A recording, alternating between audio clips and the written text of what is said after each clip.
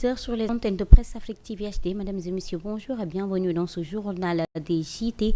Mais d'abord, lancement ce dimanche à Touba de la journée du campagne nationale du reboisement à l'occasion de la journée de l'arbre. Le président de la République, Bassirou Diomaye Diakhar Faye, a planté un manguier à l'héliport de la ville sainte, un arbre fruitier. Le président de la République, Bassirou Diomaye Diakhar Faye, parrain de cette édition 2024, en a profité pour féliciter l'engagement citoyen de Touba Ca Kanam. Il en a profité également pour appeler à la population de s'approprier cette démarche afin d'avoir l'habitude de reboiser. Écoutons-le au micro de la RTS.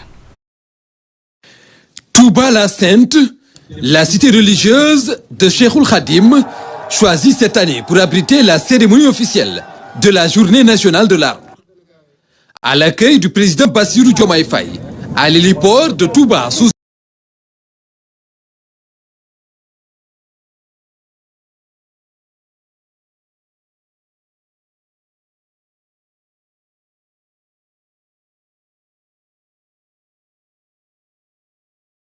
une fine pluie, le porte-parole du Khalife général des Mourides, Serigne Bassirou Abdou Khadre, dont les prières ont accompagné le lancement de cette 41e édition avec comme arbre parrain le manguier. La journée du 4 août est une journée nationale consacrée à l'arbre au Sénégal.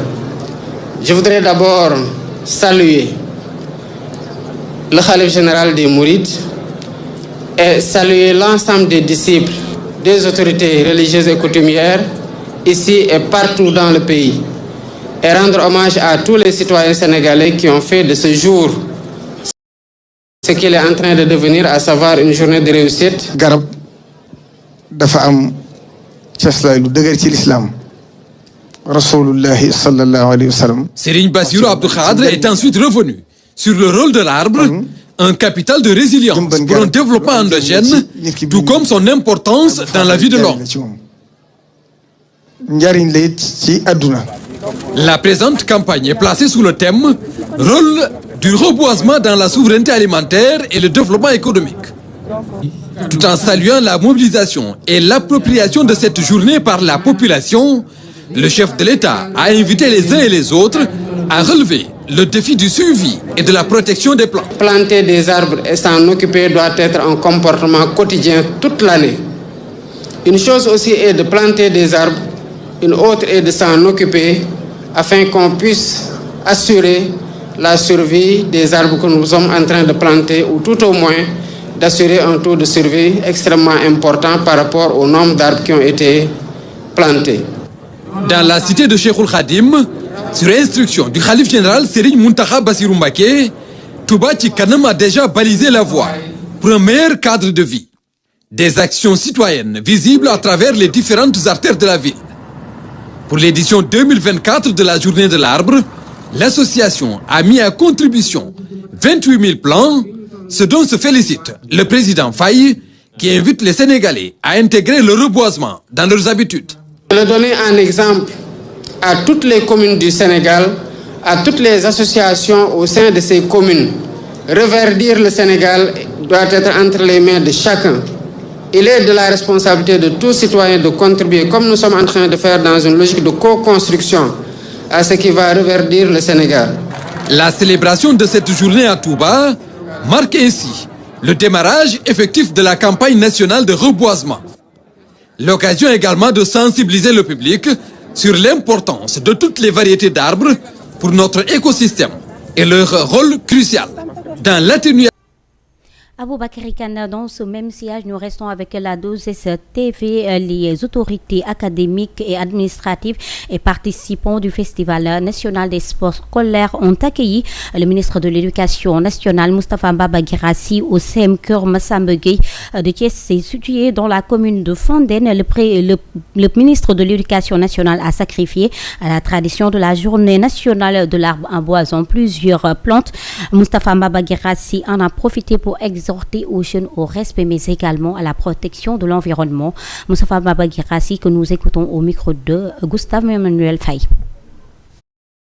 Pour nous de rappeler l'importance de la journée et de connecter cette journée-là aux valeurs africaines qui sont les nôtres, à notre culture, pour que l'enfant comprenne que ce n'est pas une activité mécanique, ce n'est pas célébrer une journée pour célébrer une journée, mais en réalité, la journée a un sens. Et le sens, il le retrouve dans sa foi, dans sa spiritualité et dans sa culture, dans ses valeurs.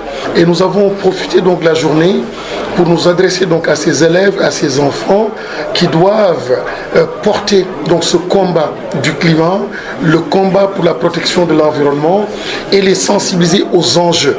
Les enjeux pour l'Afrique et les enjeux pour l'humanité portent essentiellement sur la protection de l'environnement. Aujourd'hui, nous sommes menacés de toutes parts. Et ces enfants, si on ne les conscientise pas, si on ne les implique pas, s'ils ne prennent pas le relais et s'ils ne comprennent pas le sens et la signification de l'activité, par exemple, d'aujourd'hui, en fait, on passerait à côté. Donc, c'est vraiment toute la société éducative, les acteurs d'une société éducative qui étaient ici présents pour justement accompagner, sensibiliser et donner du sens donc à la... Et voilà, avec Moustapha Mabagirassou, nous restons avec la ITV. La polémique s'enflamme après la déclaration du Premier ministre Ousmane Sonko qui met en garde contre l'introduction du voile dans les établissements scolaires sénégalais.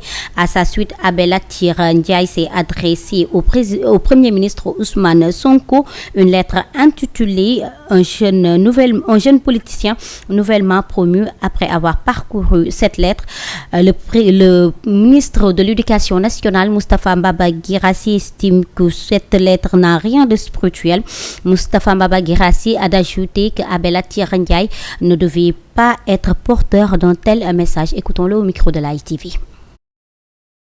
Spirituel pour un abbé, elle est dénuée de spiritualité, elle est dénuée de pondérance, elle est dénuée d'esprit de paix. Il y a de l'empressement, il y a du sensationnel là-dedans. Et pour quelqu'un qui doit éduquer spirituellement nos enfants, je pense qu'il est passé à côté. Donc, que ce soit politique ou autre, mais je dis simplement, il ne devait pas être le porteur d'un tel message. Son message devait être un message de paix. Et en revisitant donc le Sénégal, en revisitant donc nos acquis, en revisitant toutes nos traditions, et il ne devait pas être porteur donc de cela. Malheureusement, je pense qu'il a été induit en erreur par peut-être certains politiciens, il a été induit en erreur par certains médias, une certaine presse. Quand naturellement un règlement intérieur va dans le sens contraire de la Constitution, naturellement, il faut réformer. Et voilà, nous restons dans le même sujet avec toujours la ITV et de son côté, Monseigneur André Gueye, évêque de Thiès, invite la communauté chrétienne à plus de retenue, mais également ils exhortent aux autorités sénégalaises à se concentrer sur l'essentiel et de respecter les principes de la laïcité. Monseigneur André Gueye qui apporte la réplique de l'Église. Nous l'écoutons au micro de la ITV. J'en appelle d'abord à la retenue et au respect dû aux plus hautes autorités de notre pays.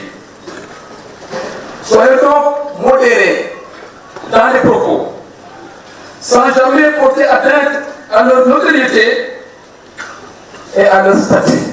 Respectons les autorités. En rappelant trois principes. Le premier, c'est le droit intangible des parents à choisir pour nos enfants une éducation conforme à leurs convictions religieuses et à les inscrire dans des établissements précis. Ceux qui ont choisi l'école catholique savent donc en toute conscience et responsabilité les conséquences inhérentes à leur démarche, dont l'interdiction du port du voile. Sans commentaire. Deuxième principe, la laïcité est le socle de notre état de droit et de notre cohésion nationale, qui promeut la liberté de conscience et de religion et le respect également dû à toutes les confessions. Chacune ayant le droit de développer ses activités religieuses, éducatives ou sociales dans le respect de l'ordre public, sans porter atteinte aux aux droits des autres.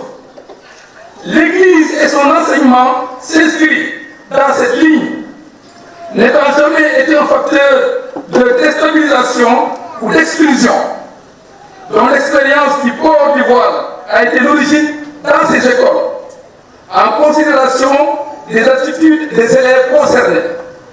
La question dépasse donc le simple fait du port du voile. Il s'agit de faire de l'école un lieu où aucune barrière ne sépare les élèves afin de promouvoir la paix, l'intégration, l'ouverture, le dialogue.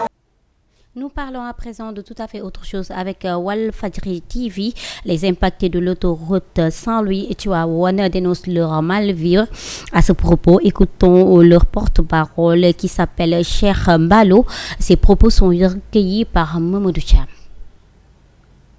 Mais aux autorités étatiques de ce nouveau régime à qui nous avons beaucoup de confiance et d'espoir, nous les informons que durant le régime précédent, ici à Dénigué, sud Kersimbiri Extension, situant dans la commune de Bambilor, département de Rufisque, concernant le passage de l'autoroute Saint-Louis-Tivaouane-Dakar sur nos terrains, certains habités, d'autres construits et d'autres nus. Un recensement de la préfecture de Rufisque du régime précédent a été opéré sur les lieux. Nous ne sommes pas d'accord avec ce recensement parce qu'il n'y avait pas de commission qui descendait sur les lieux pour faire l'étude des lieux, l'évaluation des peines et faire signer des PV entre les parties concernées. Selon les informations des impactés, les terrains nus ne seront pas indemnisés par la préfecture de Rufisque du régime précédent. Certains membres des impactés du collectif ont été reçus à la préfecture de Rufisque et proposé des prix d'indemnisation à des prix très inférieurs à ce qu'ils ont dépensé sur leur terrain. En effet, nous ne sommes pas d'accord de ce recensement, du non-paiement des terrains nus et des prix payés par la préfecture de Rufisque de l'ancien régime. Mieux, nous voulons une procédure d'expropriation conforme à la loi avec des procès-verbaux signés par les parties concernées. Des indemnisations justes sur les propriétés du sol terrain nu et sur les droits réels exercés sur le sol peine. Nous lançons un appel solennel à son Excellence, le président de la République, M. Bassirou Diomaye Faye, de nous venir en aide pour que tout se passe dans les... C'est avec un réel plaisir que je vous ai présenté ce journal des JT. Je vous donne rendez-vous à midi. Mais avant cela, l'information revient en version wolof. Ce sera à 11h avec Malay Mboupa tout à l'heure.